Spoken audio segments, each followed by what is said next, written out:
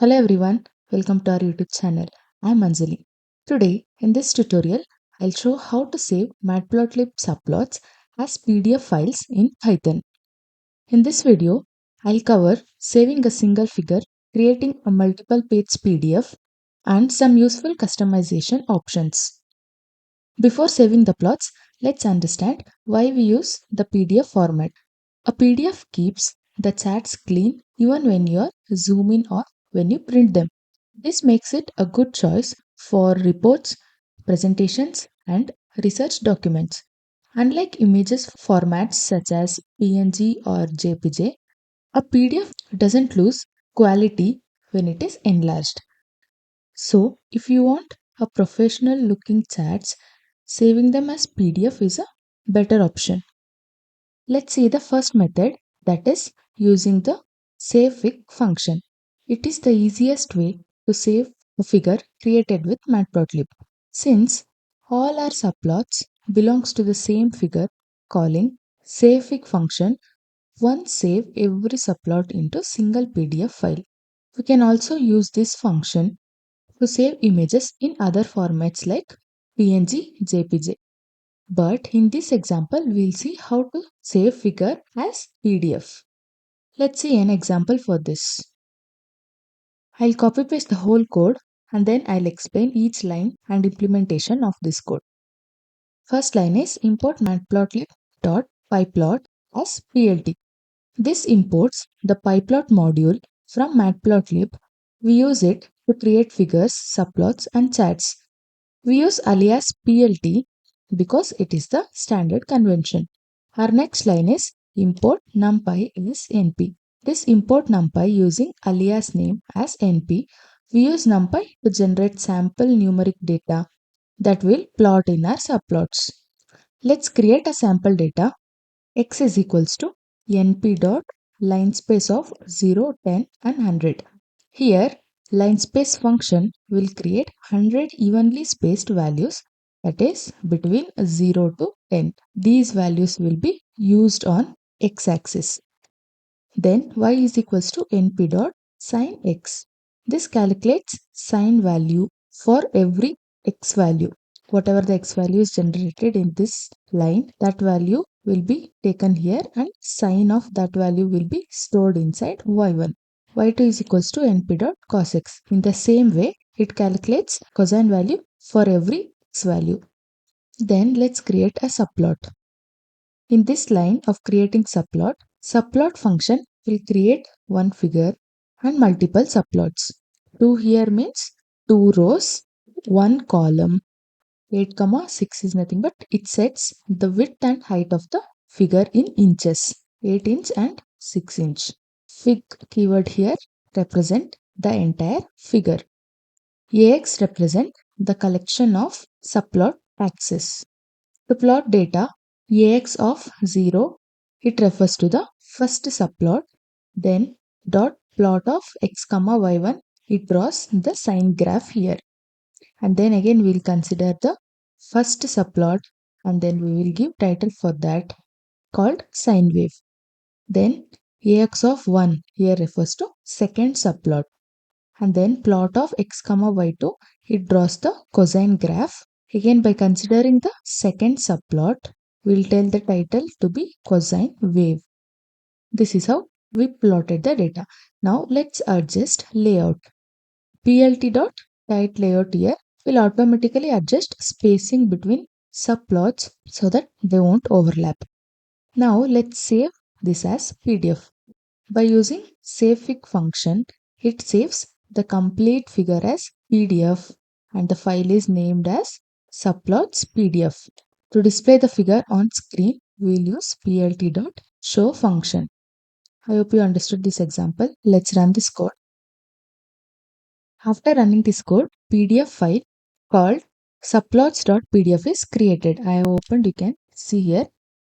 If you open that, you can see both subplots saved on same page. This is the easiest method when you have single figure containing multiple subplots, when you want to save them as PDF. Let's go for second method, that is using PDF pages. In the first method, we saved one figure that contain multiple subplots. But sometimes you may have several separate figures instead of one. In that case, using savefig repeatedly creates multiple PDFs. To combine all the figures into single PDF document, we use PDF pages. Each figure is stored on separate page inside same PDF. Let's see how to do this in an example. Along with Matplotlib and NumPy, we imported PDF pages from Matplotlib backend PDF. This class will help us in creating PDF file that can contain multiple pages. Now let's create a sample data. This line creates 100 evenly spaced values that lies between 0 to 10, and these values will be used as x-axis points for plotting the graph. To do this, we have used np.linespace function. Now let's create PDF file. PDF is equals to, we have used PDF pages files and we have given the name of the PDF. Here, this line will create a new PDF file named as multiple subplots.pdf, and we'll save this using savefig function, and it will be added as new page in this file. First figure is figure 1, ax plt.subplot function. This line will create new matplotlib figure with single subplot. Fig1 object will represent the entire figure, where ax represent plotting area where graph will be drawn. Ax dot plot of x comma np dot sin x. This plots the sign values of x on the subplot. Here x provides horizontal axis values and np dot sin x calculates the corresponding y-axis values. Then we'll add the title called sine wave to the subplot, making it easy to identify the graph. Then we'll save the first figure, that is fig 1, as a page in PDF file. Now for the second figure, fig 2, ax is equals to plt.subplots. This line will create another matplotlib figure with a single subplot, where fig 2 represent here new figure and ax is the subplot where graph will be drawn. Ax dot plot of x comma np dot cos x. This plots cosine values of x on subplot, and the x value are used for horizontal axis, where np dot cos x will generate corresponding y-axis values. The next line will add the title called cosine wave to the graph. Again we'll use pdf.savefig function to add this figure as another page in the same PDF. Finally, we'll close the PDF file. This saves all the pages and completes the PDF document. If you forget to close this, the PDF may not save correctly. And last, we'll print a successful message by using print function. The message will be like PDF saved successfully. Let's run this code. You are able to see the successful message here. Now I'll show the saved PDF, multiple subplots.pdf. You can see here only one PDF file is created. When we open that, each figure appears on separate pages. This method is very useful when generating reports with multiple charts, because everything is stored in single document instead of creating several PDF files. Let's see the last method, that is exporting publications quality charts. Sometimes simply saving a chart as PDF is not enough. If you are creating reports, research papers, or presentations, you may want the chart to look clean and professional. Matplotlib provides an option to improve the layout and ensures everything is cleanly visible. Let's see how to do that using an example. Import matplotlib.pyplot as plt. This line will import pyplot module from Matplotlib. We use this to create figures, plots, and customize the appearance of charts. Then we'll import numpy as np. This will import numpy library We'll use this to generate sample numeric data for plotting graphs. Next line is x is equals to np dot line space of 0, 10 and 100. This line will create 100 evenly spaced values between 0 to 10, and these values will be used as x-axis values for charts. Y is equals to np dot sin x. This calculates sin values for each x value.